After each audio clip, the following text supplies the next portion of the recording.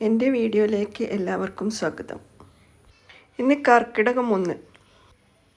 ഇനി 30 ദിവസത്തേക്ക് വീടുകളിൽ രാമായണം പാരായണം ചെയ്യാറുണ്ട്. രാമായണം പാരായണം ചെയ്യുമ്പോൾ ചില കാര്യങ്ങൾ ശ്രദ്ധിക്കാനുണ്ട്. അതാണ് ഇന്നത്തെ വീഡിയോ. അറിയുന്നവരുണ്ടാകും, അറിയാത്തവർക്ക് വേണ്ടിയിട്ടുള്ളതാണ് വീഡിയോ. കർക്കിടക മാസത്തിൽ മാനസികവും ശാരീരികവുമായ ഉണർവ് രാമായണ പാരായണം ചെയ്യുന്നതിലൂടെ നേടാൻ കഴിയും. കുളിച്ച് ശുദ്ധമായി വൃത്തിയുള്ള വസ്ത്രം ധരിച്ച് ഭസ്മമോ ചന്ദനമോ നെറ്റിയിൽ തൊടണം. രാവിലെയോ വൈകിട്ടോ രാമായണം പാരായണം ചെയ്യാം. 5 തിരിയിട്ട് നിലവിളക്ക് കൊളുത്തി വയ്ക്കുക. ഹരിശ്രീ ഗണപതിയെ നമ എന്ന് പറഞ്ഞ് ഭഗവാൻ ഗണപതിയെ വന്ദിച്ച ശേഷം രാമായണത്തിൽ തൊട്ട് തൊഴുക.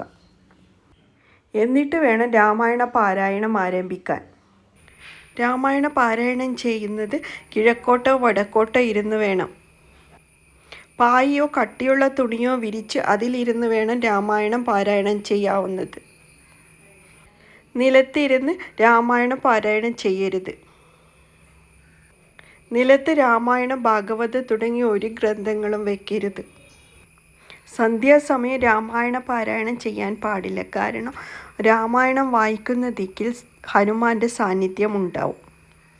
സന്ധ്യാവേളയിൽ ഹനുമാന് സന്ധ്യാവന്ദനം ചെയ്യേണ്ടതുണ്ട്. അതുകൊണ്ടാണ് ആ സമയം പാരായണം ചെയ്യാൻ പാടില്ല എന്ന് പറയുന്നത്. യാതൊരു കേടുപാടുമില്ലാത്ത ഗ്രന്ഥമാണ് പാരായണത്തിന് ഉപയോഗിക്കേണ്ടത്.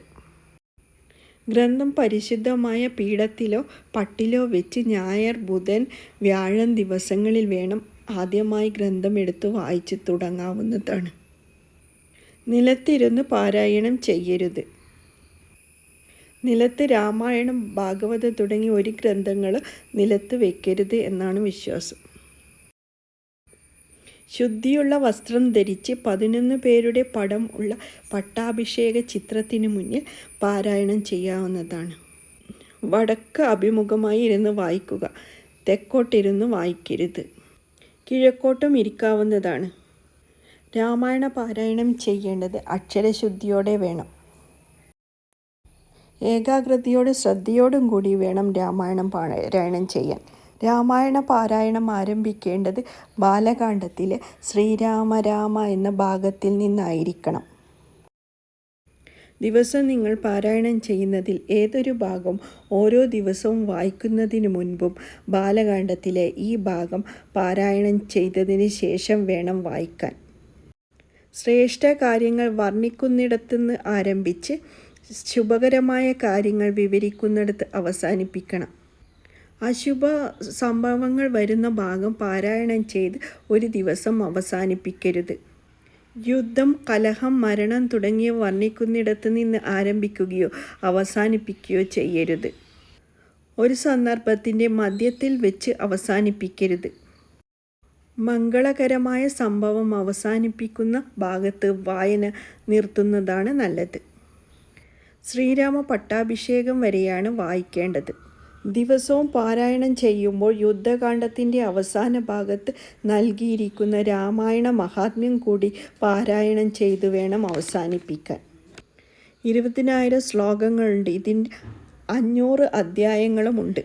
ഇതിൽ ബാലകാണ്ഡം, ആരണ്യകാണ്ഡം, അയോധ്യാകാണ്ഡം, കിഷ്കിന്ധ്യാകാണ്ഡം, സുന്ദരകാണ്ഡം, യുദ്ധകാണ്ഡം, ഉത്തരാഖണ്ഡം എന്നീ 7 ഖണ്ഡങ്ങളിലാണ് രാമകഥ രചിക്കുന്നത്. മാസത്തിലെ മുഴുവൻ ദിവസവും പാരായണത്തിന് കഴിയാത്തവർ ഒറ്റ ദിവസം കൊണ്ടോ 3 ദിവസം കൊണ്ടോ 5 ദിവസം കൊണ്ടോ 7 ദിവസം കൊണ്ടോ രാമായണ പാരായണം ചെയ്ത് തീർക്കാവുന്നതാണ്. രാമായണത്തിൻ്റെ മറ്റൊരു പ്രത്യേകത 365 ദിവസവും രാമായണ പാരായണം ചെയ്യാമെന്നതാണ്. രാമായണ പാരായണം അസുഖങ്ങളും പഞ്ഞവും നിറഞ്ഞ കർക്കിടകത്തിലെ വിഷമതകളെല്ലാം അകറ്റി മനസ്സിന് സഹനശക്തി പകരാനുള്ള വഴിയാണ്. രാമായണം വായിക്കുമ്പോൾ അതിനു മുന്നിൽ നാം സാധാരണ മനുഷ്യരുടെ വിഷമങ്ങൾ എത്രയോ നിസ്സാരമെന്ന് തോന്നും. കർക്കിടകത്തിൽ ക്ഷേത്രങ്ങളിലും വീടുകളിലും രാമായണ പാരായണം ചെയ്യാറുണ്ട്.